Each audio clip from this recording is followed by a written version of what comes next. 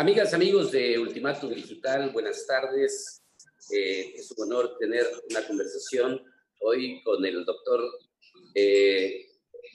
consejero presidente del Instituto de Elecciones y Participación Ciudadana, Osvaldo Chacón Rojas, y Tony Guillén, hermanos. Hola, qué gusto, buenas tardes, bienvenidos sean todos. Un saludarles, les mando un abrazo. Gracias, doctor. Tantos temas obligados en este momento, pero el que nos compete con el doctor Osvaldo Chacón es la reciente reforma ya aprobada, porque hay alguna discusión por ahí de que si ya se aprobó o no la reforma electoral para ampliar o prorrogar el inicio del proceso de elecciones que tendremos el próximo año. Tenemos entendido que se pretende por la contingencia sanitaria que vivimos, el ahorro presupuestal. Pero esto, doctor, tendrá algunas complicaciones para todo el desarrollo del proceso de elecciones que tendremos de presidentes municipales y diputados locales. Mi pregunta específica sería, ¿es necesario, partiendo de que el proceso electoral iniciaría hasta el mes de octubre, es necesario esta prórroga, llevarla hasta enero? Mi querido Ahmed, mira, yo creo que hay que precisar varias cosas, porque es un tema que tiene muchas aristas. De entrada, es claro que todas las autoridades estamos obligadas a ser sensibles y a buscar cuáles son las decisiones que mejor convienen para la sociedad en un entorno donde esta pandemia está afectando de manera muy importante no solamente la vida y la salud de las personas, sino también la economía.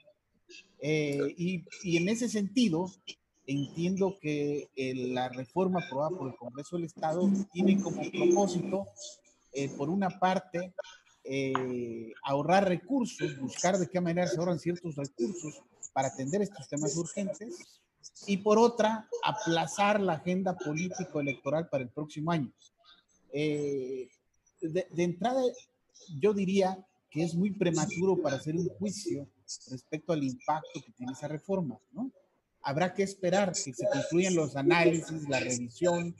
El Instituto de Elecciones y Participación Ciudadana lo que tiene que hacer de manera inmediata es trabajar en cómo va a quedar el calendario electoral a partir de ese ajuste, porque lo único que contiene la reforma son dos fechas: el inicio del proceso, que estaba para octubre, lo pasan para enero, y la instalación de los consejos electorales municipales y distritales, que estaba para el 15 de diciembre, lo pasan para el 1 de marzo. El resto de las actividades quedan en el limbo. Entonces, lo más importante para nosotros es revisar el calendario electoral, hacer los ajustes y a la brevedad posible aprobarlo, para que entonces todos los actores políticos, los ciudadanos y quien válidamente aspiran a candidaturas en las próximas elecciones tengan claridad de cuáles van a ser las fechas de ese proceso. A ojo de buen cubero, yo pudiera decir que las actividades importantes no se ven afectadas.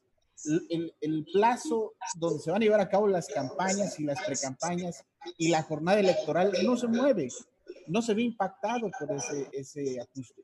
Tampoco la fecha en la cual los partidos políticos presentan y registran sus convenios de coalición. Yo identifico dos actividades que sí se ven impactadas por la reforma y que puede tener una consecuencia en términos presupuestales. Una es, por supuesto, está en el ámbito de los partidos políticos. El hecho de que el proceso electoral ya no inicie en octubre, sino ahora en enero, va a implicar que la bolsa de partidos políticos no va a crecer. Nosotros, fuera del proceso, calculamos la bolsa de los partidos políticos multiplicando el número de ciudadanos inscritos en lista nominal por el 45 de la UMA. Pero en proceso se sube al 65 de la UMA, es decir, aumenta la bolsa. Ese recurso ahora se lo va a ahorrar el Estado, toda vez que el proceso electoral iniciará en enero.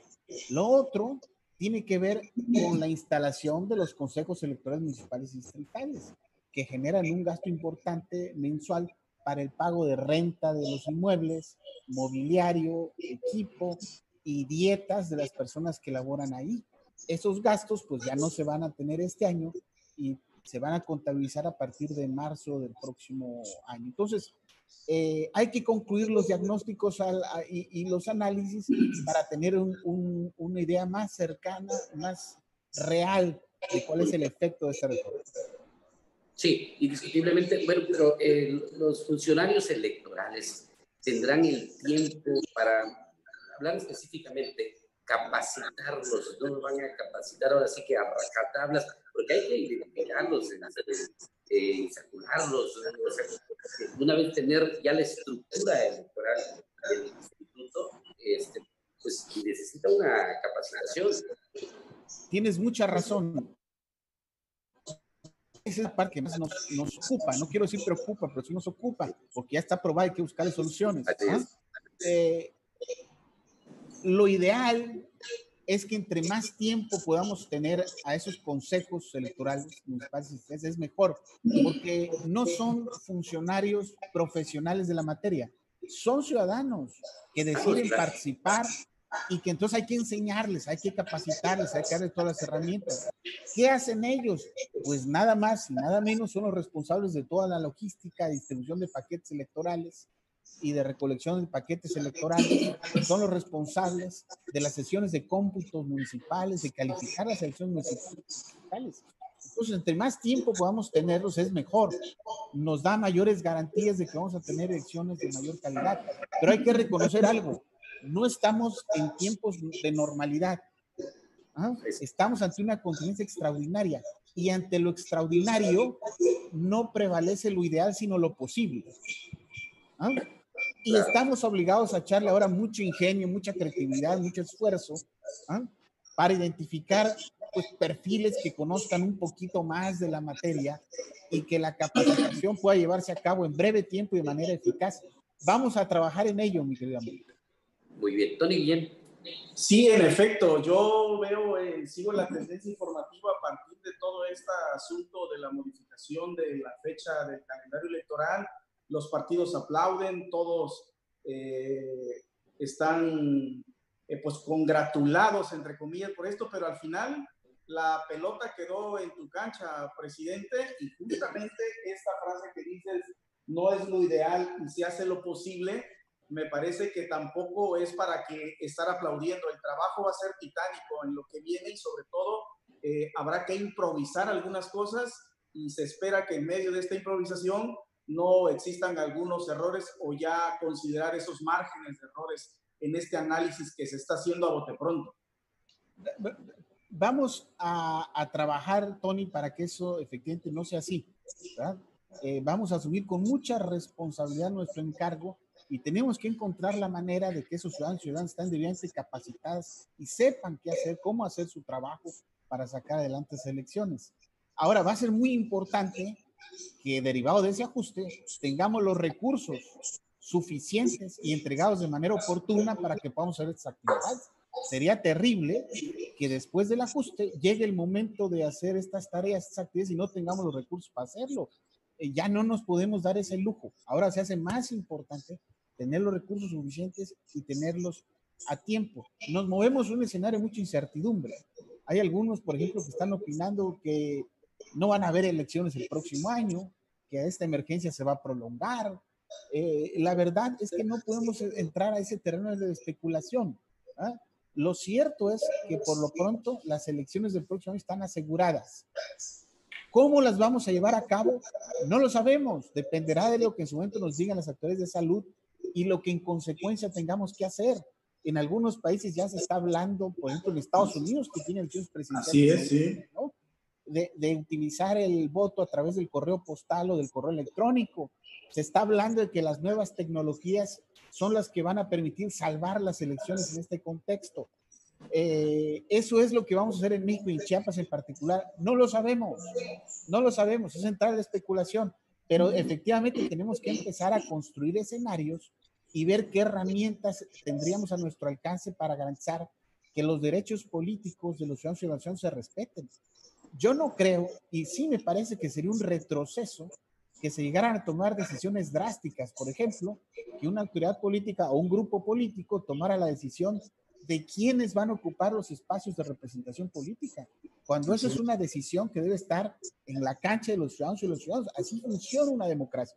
Y la pandemia y la emergencia sanitaria no puede ser un pretexto para ese tipo de decisiones autoritarias. Entonces yo creo que va a prevalecer la vocación democrática de todos y todas y que vamos a encontrar la manera de garantizar elecciones, pero no descartemos que se van a tener que hacer más ajustes, ya no solo en los calendarios y los plazos, sino también en la forma de llevar a cabo las elecciones. Bueno, tendrá que ser un ejercicio muy interesante, doctor Osvaldo, pero igual los escenarios internacionales son muy diferentes. Como tener una elección acá, una votación electrónica, Pantepec enseñando. Tantos municipios, o sea, Chiapas es sumamente diferente a lo que se plantea o se vive en otras partes, incluso del país, porque también esta ampliación, la prórroga del inicio del proceso electoral ya se está conociendo en otros estados. En Chiapas yo creo que deben ser sumamente cuidadosos en ese sentido. Y por otro lado, presidente, el impacto presupuestal, ¿qué medidas se va a dar para el instituto? ¿Ya tiene datos en ese sentido? Comentaste varias cosas, mi querido amigo.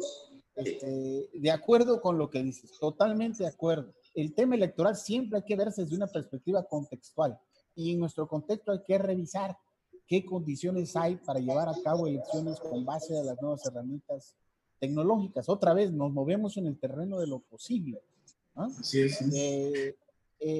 Sí es cierto que otros estados, el Estado de México, por ejemplo, también empezaron a hacer reformas para ajustar calendarios electorales. Y en el Estado de México, al igual que en Chiapas, el inicio del proceso se pasó en enero, pero con una diferencia. Allá decidieron que los consejos municipales y distritales también se instalaran en enero. Aquí no, aquí se decidió que fuera en marzo. Chiapas es el único estado del país que va a instalar los órganos desconcentrados en marzo. Vamos a tener 2 meses y medio para capacitar a los ciudadanos y a las ciudadanas. Y no le ruimos al reto, lo vamos a hacer y estamos comprometidos a hacerlo bien. Pero sí hay que poner las cosas en su contexto, ¿no? Que a veces las medidas que se toman... Perdón, presidente, lo interrumpo brevemente. Y se acerca la elección. Era en julio y va a ser en junio, ¿es cierto? Sí, la jornada electoral va a ser el 6 de julio del próximo año. Y esta fecha no se mueve. Tampoco se mueve la etapa de campañas del próximo año, que va a durar 30 días, un mes. Tampoco el plazo, y que va a ser prácticamente en el mes de mayo, ¿no? El periodo de 10 días de precampañas que van a ser en el mes de febrero, esos plazos no se están modificando, ¿no? Lo que se mueve es la instalación de los consejos, básicamente, y el inicio del proceso electoral. Perfecto. Tenemos pendiente el tema del presupuesto, presidente. Tenemos que concluir el análisis, ¿no? Estamos revisando, a efecto de tener los números claros, concretos, y en su momento tener una reunión de trabajo con las autoridades de la Secretaría del Estado. En el marco de esto, presidente, el día 28 de abril sesionaron ustedes, de acuerdo a la información oficial que está en la página, y tocaron entre otros, me imagino tocaron más puntos. Aprobó el IEPC la renuncia parcial del financiamiento público de partidos políticos para apoyar la emergencia. Y en esa misma sesión también acordaron algo que está en todos los periódicos y por todos lados, que también ese mismo 28 de abril exhortó el IEPC a evitar toda promoción personalizada de servidores públicos ante la pandemia por el COVID. Pero estas dos acuerdos que tuvieron al interior del IEPC están en el contexto justamente de esta inquietud, pero están bastante inquietos algunos, que se está modificando la fecha, pero ellos siguen haciendo estas conductas personales no sé si se tipifica, se señala como actos anticipados de campaña, pero ya ustedes sancionaron Tapachula y Cintalapa. ¿Qué está pasando con eso? Y me imagino que con esta emergencia también tienen dificultades para estar pendientes de estas inquietudes, presidente. Mira, Tony, la Constitución es muy clara en la difusión de los programas y las acciones de gobierno. no debe acompañarse de la imagen de los políticos. O sea, la propaganda institucional no puede contener la imagen de los políticos. Esa no es una regla, insisto, no es una ocurrencia del Instituto Electoral de Chiapas o del INE, no es un capricho, es una disposición que está en la Constitución. Nosotros ni la propusimos ni la acordamos, ¿no? Está en la Constitución y estamos obligados, todos los servidores públicos de este país, a respetarlo. A nivel federal, el INE, a través de su comisión de quejas, acaba de aprobar una medida cautelar porque en la carta donde se enviaba la información a los empresarios de la entrega de los apoyos del gobierno federal, venían, más bien decían que era el presidente de la República quien los entregaba. Y a juicio del INE, eso constitución personalizada, porque es un apoyo del gobierno, no del presidente de la República. Y por eso decidieron implementar una medida cautelar, que no es una sanción. Una medida cautelar es una medida preventiva, es decir, se les dice a la autoridad: suspendan la difusión, ¿ah?, de esa propaganda hasta en tanto se desahogue de fondo el procedimiento. Lo mismo ocurrió en Chiapas.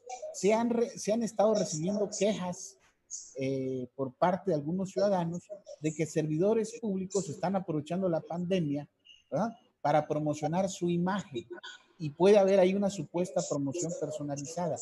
Ya la comisión de quejas del IEPC, que integran la consejera Blanca Parra, la consejera Magdalena Vila y la consejera Sofía Martínez, aprobaron medidas cautelares en 2 casos, en el caso de la señora presidenta municipal de Tapachula y en el caso de la titular del DIF de Cintalapa.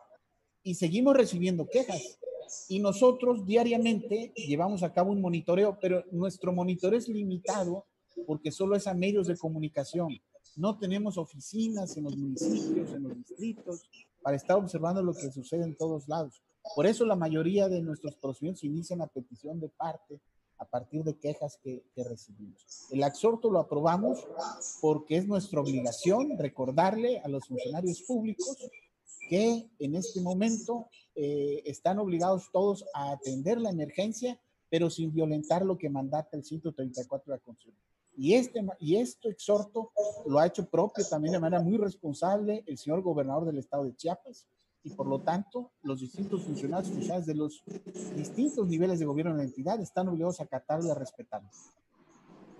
Sobre el financiamiento de los partidos, esta inquietud ya lo venían haciendo los partidos políticos antes de la pandemia, ¿verdad? Mira, no como tal, más bien en ejercicios anteriores, de manera arbitraria era la Secretaría de Hacienda quien no entregaba completo las prerrogativas a los partidos, con el argumento de la situación económica en el Estado. Por eso se judicializaron esos temas y todavía siguen pendientes de resolver en los tribunales federales. Lo que sucede ahora es que los partidos de mutuo propio, ellos deciden ya no disponer de una parte de sus prerrogativas. Le dicen a la autoridad: hey, no quiero que me entregues todo mi presupuesto, porque quiero que parte de ello se destine a las tareas de atención a la emergencia. La ruta es esa. Los partidos no pueden andar comprando insumos de salud para entregarlos a las clínicas o a la población, ni pueden estar entregando despensas, ¿no? Esas actividades, los partidos políticos tienen muy claro en la Constitución, la ley, para qué pueden utilizar su dinero, y no es para eso.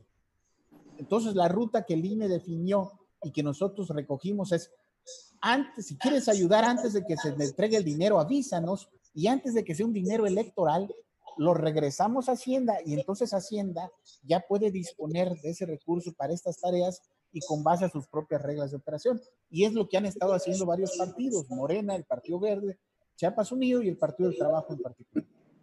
¿Faltan otros partidos que tomen esa determinación, esa iniciativa? ¿Todavía no están efectivamente todos, no, hay otros partidos políticos que tendrán sus razones, sus estrategias, por las cuales no han decidido presentar este tipo de escritos. Directora. Perdón, consejero presidente, estamos en una responsabilidad titánica. No sé cuántos quisieran estar en los zapatos del doctor Osvaldo, porque pues vaya que está complicado el tema, con menos presupuesto, menos tiempo, más votantes. Me gustaría concluir la entrevista a reserva de que tengas un mensaje para los chiapanecos. Bueno, regularmente tenemos problemas postelectorales. No quiero ser pesimista, pero ante una elección que va a ser organizada con menos recursos, decíamos con la celeridad del tiempo, no hay un temor de que vayan a aumentarse estos problemas, violencia el día de la jornada electoral y lo que es en términos generales, conflictos postelectorales. Ahmed, yo creo que tú estás precisando de manera muy inteligente y muy acertada el gran reto que tenemos en este contexto. Cualquier decisión que tomemos en relación a las próximas elecciones pasa porque garanticemos la confianza de las mismas. Eso es el valor más importante que tenemos que cuidar. ¿Podemos abaratar costos? Pues sí, pero no puede ir en detrimento de la confianza de las elecciones. Ese es el punto. Y en México venimos de un contexto de desconfianza brutal que ha encarecido nuestras elecciones porque nos ha obligado a poner muchos controles, muchos filtros, muchas cosas para que al final los resultados sean confiables, ¿no? Entonces, ese es el gran reto que tenemos. Vamos a trabajar en ello y tenemos que encontrar el mecanismo para que esa parte de la confianza en las elecciones no sea lastimada. Vamos a concluir en las próximas semanas, seguramente, este análisis, este diagnóstico que nos va a permitir tener mucha claridad de qué es lo que necesitamos, pero lo más importante, y ese es el mensaje que me das la oportunidad de dirigir a la sociedad de Chiapas, es que sus derechos políticos van a estar plenamente garantizados el próximo año. Muy bien. Pues muchas gracias, Tony Guillén, consejero presidente, doctor Osvaldo Chacón Rojas. Buenas tardes, amigas, amigos del Ultimátum. Buen provecho. Buenas tardes. Buenas tardes, hasta luego.